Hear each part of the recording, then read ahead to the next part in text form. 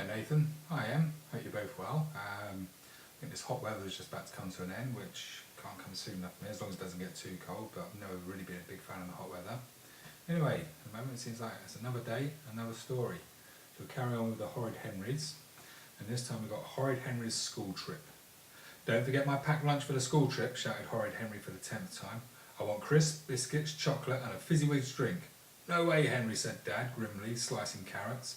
I'm making you a healthy, nutritious lunch. And there's Dad cutting up a load of vegetables for him. But I don't want a healthy lunch, howled Henry. I like sweets. Sweets, yuck, said Perfect Peter. He peeked into his lunchbox. Oh boy, an apple, said Peter. An egg and crust on brown bread with the crusts on, and carrots and celery sticks, my favourite. Thank you so much, Dad. Henry, if you don't eat healthy food, you'll never grow big and strong. Oh yeah, said Henry. I'll show you how big and strong I am, you little pipsqueak, he added, springing at Peter. He was a boa constrictor, throttling his prey. Ah, choked Peter. Stop being horrid, Henry, shouted Mum, or there'll be no school trip for you. Henry let Peter go. Horrid Henry loved school trips. No work, no assembly, a packed lunch, a chance to fool around all day. What could be better? I'm going to the Frosty Freeze ice cream factory, said Henry. Free ice creams for everyone. Yippee! Perfect Peter made a face. I don't like ice cream, he said. My class is going somewhere much better. Our town museum. And Mum's coming to help. I'd rather be boiled alive and eaten by camels than go to that boring old dump, said Horrid Henry, shuddering. Mum had dragged him there once. Never again. Then Henry noticed Peter's t-shirt. It was exactly the same as his, purple striped with gold stars. Tell Peter to stop copying what I wear to school, screamed Henry. It doesn't matter, Henry said, Mum. You're going on a different trip. No one will notice. Just keep out my way, Peter, snarled Henry. I don't want anyone to think we're related. Horrid Henry's class buzzed with excitement as they scrambled to be first on the bus. And there they are, scrambling to be first on the bus. I've got crisps, shouted Dizzy Dave. I've got biscuits, shouted Anxious Andrew. I've got toffee and chocolates and lollies and 3 fizzy whizzes, shouted Greedy Graham. Wow, wow, Weepy William, I forgot my packed lunch. Quiet, ordered Miss Battleaxe as the bus started moving. Sit still and behave. No eating on the bus. William, stop weeping. I need a wee, shouted Lazy Linda. Well, you'll have to wait, snapped Miss Battleaxe. Horrid Henry had trampled his way to the window seats at the back next to Rude Ralph and Greedy Graham. He liked those seats best. Miss Battleaxe couldn't see him and he could make faces at all the people in the cars behind him. Henry and Ralph rolled down the window and chanted, Beans, beans, good for the heart, the more you eat, the more you... Henry! Bellowed Miss Battleaxe. Turn round and face forward now. I need a wee, shouted Dizzy Dave. Look what I've got, Henry, said Greedy Graham, holding a bulging bag of sweets. Give me some, said Henry. And me, said Rude Ralph. The 3 boys stuffed their faces with sweets. Ah, a green slime, said Henry, taking the sticky sweet out of his mouth. Eeh! He flicked the sweet away. Bing! The sweet landed on Moody Margaret's neck. Ow, said Margaret. She turned round and glared at Henry. Stop it, Henry, she snarled. I didn't do anything, said Henry. Ping! A sweet landed in Sour Susan's hair. Ping! A sweet stuck on Anxious Andrew's new jumper. Henry's throwing a sweet, shouted Margaret. Miss Battleaxe turned round. Henry, sit next to me, she said. I need a wee, wailed Weepy William. There's Miss Battleaxe, having to put up with Weepy William asking once again for a wee. Finally, the bus drove up to the Frosty Freeze factory. A gigantic, delicious-looking ice cream cone loomed above it. We're here, screamed Henry. You scream, I scream, we all scream for ice cream, shrieked the children as the bus stopped outside the gate. Why are we waiting here? Yelled Greedy Graham. I want my ice creams now. Henry stuck his head out the window. The gates were chained shut. A large sign read, closed on Mondays. Miss Battleaxe looked pale. I don't believe this, she muttered. Class has been a mix-up and we seem to have come on the wrong day, said Miss Battleaxe. But never mind, we'll go to the Science Museum.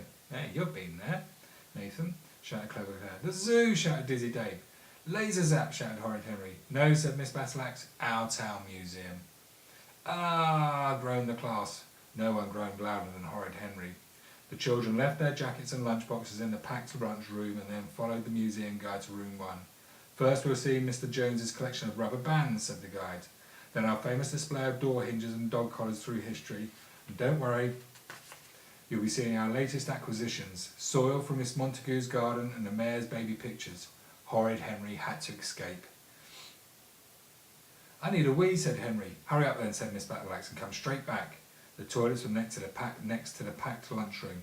Henry thought he'd make sure his lunch was still there. Yep, there it was, right next to Ralph's. I wonder what Ralph's got, thought Henry, staring at Ralph's packed lunch. No harm in looking. Wow, rude Ralph's lunchbox was burst with crisps, sweets, a chocolate spread sandwich on white bread. He'll feel sick if he eats all that junk food, thought Henry. I'd better help him. It was work of a moment to swap Ralph's sandwich for Henry's egg and crust. This certainly isn't very healthy, thought Henry, gazing at Greedy Graham's goodies. I'll do him a favour and exchange a few of my celery sticks for his sweets. Just look at all those treats, thought Henry, fingering Sour Susan's cakes. She should eat a more balanced meal.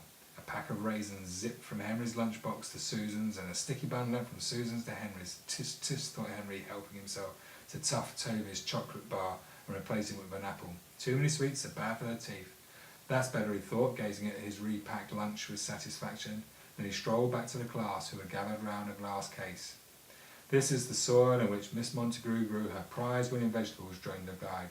She grew marrows, tomatoes, potatoes, leeks. When do we eat? Interrupted Horrid Henry. I'm starving, whined Greedy Graham. My tummy is rumbling, groaned rude Ralph. When's lunch? Moaned moody Margaret. We're hungry, wailed the children. All right, said Miss Battleaxe, we'll eat now. The class stampeded down the hall and grabbed their lunches. Henry sat in a corner and tucked in. For a moment there was silence, then the room echoed with howls of dismay. Where's my sticky bun? yelled Sour Susan. My sweets are gone, screamed Greedy Graham. What's this, egg and crest? Yuck, shouted rude Ralph, hurling a sandwich at anxious Andrew. That did it. The room filled with flying carrots and celery sticks, granola bars, raisins, crusts and apples. Henry smirked as he wiped the last trace of chocolate from his mouth. Stop it, howled Miss Battleaxe. Well done, Henry, for being the only sensible child. You must lead us back to the pieces of Roman pottery in room 2. Horrid Henry walked proudly at the head of the shuffling, whining children. Then he noticed the lift at the far end. The sign read, Staff only, do not enter. I wonder where that lift goes, thought Horrid Henry. Stop him, yelled a guard, but it was too late. Henry had dashed to the lift and pressed the top button. Up he zipped. Henry found himself in a small room filled with half-finished exhibits. On display were lists of overdue library books, light bulbs from 1965 to today, and rows of rocks. Then, in the corner, Henry actually saw something interesting, a dog skeleton protected by a drooping blue cord. Henry looked more closely. And there it is, the dog skeleton behind the blue cord. It's just a pile of bones, thought Henry. He wobbled the blue cord, then stood on it. Look at me, I'm a tightrope walker, chortled Horrid Henry, swaying on the blue cord. I'm the best tightrope walker in the... Ah! Horrid Henry lost his balance and toppled against the skeleton. Clatter, clatter, the bones crashed to the ground. Ding, ding, ding, a burglar alarm went off. And there you go, there's Horrid Henry, with all the bones scattered around him now. Museum guards ran into the room. Ho-ho, thought Horrid Henry. He slipped behind a guard's leg and ran.